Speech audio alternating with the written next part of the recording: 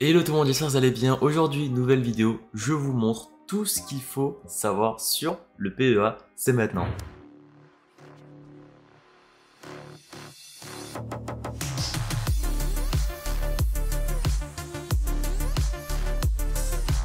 Ok, du coup, je vais rapidement me présenter. Je m'appelle Cédric. Sur cette chaîne YouTube, on traite de la crypto, des revenus passifs, des bons plans et un petit peu de développement personnel. On a un petit Discord qui compte aujourd'hui 300 membres, donc si vous voulez le rejoindre, n'hésitez pas. Le lien est juste dans la description.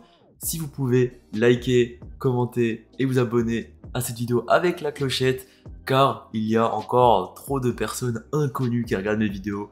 Je vais mettre un screen ici, mais je crois qu'on est encore à plus de 80% de non-abonnés qui regardent cette chaîne, donc s'il vous plaît, mettez un abonnement et on continue. Dans un premier temps, PEA, qu'est-ce que ça veut dire? Ça veut tout simplement dire plan épargne action. Le PEA va vous permettre d'acquérir un portefeuille d'actions françaises et européennes et même hors européen via des ETF. Du coup, vous ne pourrez pas acheter des actions du style Tesla, Apple, Netflix, etc. Il y a 3 critères pour être éligible au PEA. Le premier, ça va être d'être majeur, tout simplement. Le deuxième point, c'est d'être résident fiscal français. Et le troisième point, c'est d'avoir un PEA par personne ou 2 par foyer fiscal. Donc il y a 3 types de PEA au total. Je vais vous présenter le premier, donc le plus classique que tout le monde utilise et le meilleur à prendre. Donc en prenant un PEA, vous devez viser une stratégie long terme, donc un minimum de 5 ans. Car en fait, au bout de 5 ans, vous aurez une fiscalité plus légère. On va traiter plus tard de la fiscalité, mais en gros, vous ne payez pas d'impôt sur le revenu au bout de 5 ans. Un autre point très important, c'est que vous pouvez déposer au maximum 150 000 € sur votre PEA.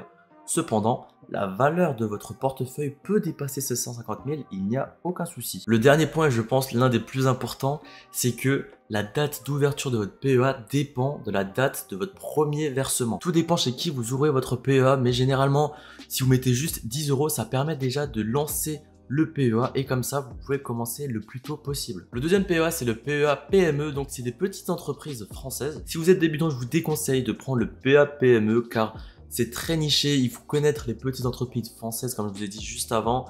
C'est très risqué, après c'est vraiment à vous de voir. Mais en tout cas, le PEA PME peut être cumulé avec le PEA classique jusqu'à hauteur de 225 000 €. Et le dernier PEA qu'il existe, c'est le PEA jeune, donc ça, c'est pour les 18-25 ans qui sont encore rattachés à leurs parents. Personnellement, je n'étais pas au courant qu'il y avait un PEA jeune, mais en gros, le seul point à retenir, c'est qu'il y a une limite de 20 000 € à déposer. On va passer à la partie la plus lourde, on va dire. Donc, ça va être le retrait du PEA et la fiscalité. Donc, comme je vous ai dit avant, si vous investissez dans un PEA, essayez de viser le long terme. Donc, au minimum, les 5 ans pour profiter de l'avantage fiscal. Cependant, si vous devez retirer avant ces 5 ans, cela va entraîner la fermeture du compte. Il n'y a pas fermeture du compte sous 3 points. Je vais les lire parce que je n'ai vraiment pas retenu. Donc, si c'est reprise ou création d'entreprise, licenciement, invalidité ou retraite anticipée, ou s'il y a des retraits des titres de société en liquidation. Donc en plus d'entraîner la fermeture de votre compte, vous allez payer la flat tax qui est de 30%, donc qui est composée des prélèvements sociaux à 17,2 plus de l'impôt sur le revenu à 12,8. Maintenant, admettons que vous faites un retrait après ces 5 ans, donc cela ne va plus clôturer le compte, donc vous pouvez faire un retrait tranquillement et vous pourrez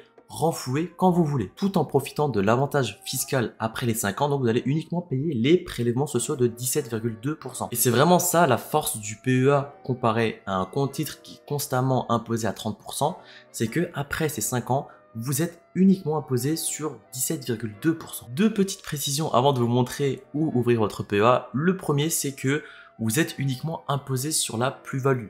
Ça veut dire que si vous achetez une action à 100 € et qu'elle grossit à 150 € et que vous la revendez, vous allez être uniquement imposé sur les 50 €. Et pour pousser jusqu'au bout, donc ces 50 €, si vous les retirez, avant 5 ans, vous êtes imposé à 30%, ce qui revient à 35 € net dans votre poche. Et si vous les retirez après 5 ans, donc vous allez uniquement être imposé de 17,2% sur ces 50 €, ce qui fait, attendez, je vais ouvrir ma calculatrice. Et du coup, après 5 ans, vous allez toucher 41,40 € net dans votre poche. Dernière précision, si vous êtes en perte, vous ne payez pas d'impôt. Donc si vous achetez une action à 100 €, vous la revendez à 90 € et vous souhaitez retirer vos gains, vous n'allez pas payer d'impôt dessus. Maintenant que vous savez tout sur le PEA, où devez-vous ouvrir votre PEA? Généralement, le commun des mortels ouvre leur PEA chez leur banque classique. Cependant, c'est la pire idée.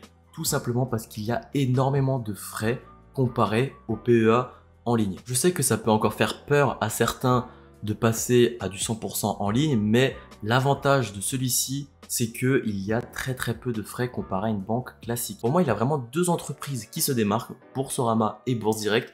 Si vous voulez une vidéo complète à ce sujet-là, n'hésitez pas à le dire dans les commentaires, je le ferai avec plaisir. Mais pour résumer vraiment très rapidement, Bourse Direct possède des frais globalement moins élevés, cependant le site n'est pas très au goût du jour. Alors que Boursorama, les frais sont légèrement plus élevés, mais le site est beaucoup plus clean, je trouve. C'est beaucoup plus simple d'accès avec Boursorama, on comprend beaucoup mieux. Est-ce que ça se dit beaucoup mieux même? Bref. Et la dernière chose qui est intéressante chez Boursorama, c'est l'offre de bienvenue. Si vous parrainez une personne, vous recevez entre 80 et 130 euros. Donc Boursorama, il y a vraiment tout l'univers qui l'accompagne derrière qui est intéressant. En tout cas, si vous avez décidé de choisir Boursorama, je vous invite directement à passer par les liens dans la description, car en passant par ce lien, vous allez également gagner l'offre de bienvenue. Il change souvent, donc des fois c'est 80, des fois c'est 100, des fois c'est 130, ça dépend vraiment de l'offre du moment. Mais passez par ce lien, vous allez également gagner quelque chose. Donc maintenant que vous avez créé votre PEA, c'est l'heure d'acheter vos premières actions. Si vous êtes un débutant complet et que vous ne voulez pas vous caser la tête à acheter des actions séparément, personnellement, je vous conseille de prendre l'Amundi World. En gros, une action Amundi World représente 1700 valeurs mondiales.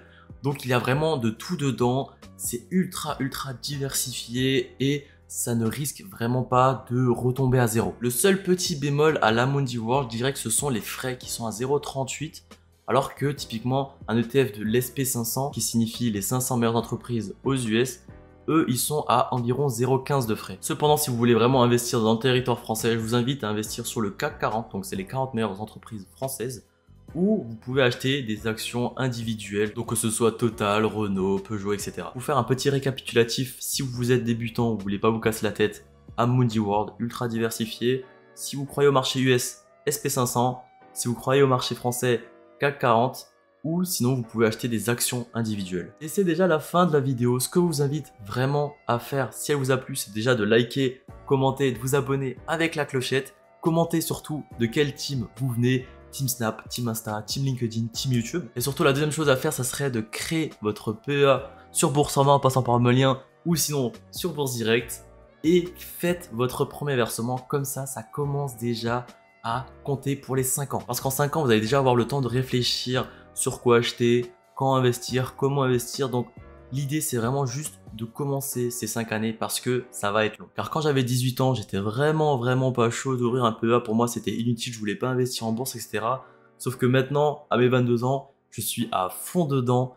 Donc vraiment, faites ça. Et si vous voulez avoir d'autres vidéos, comme dit avant, le comparatif Boursorama, Bourse Direct, beaucoup plus détaillé, dites-le dans les commentaires. Et moi, je vous dis à la prochaine. Ciao.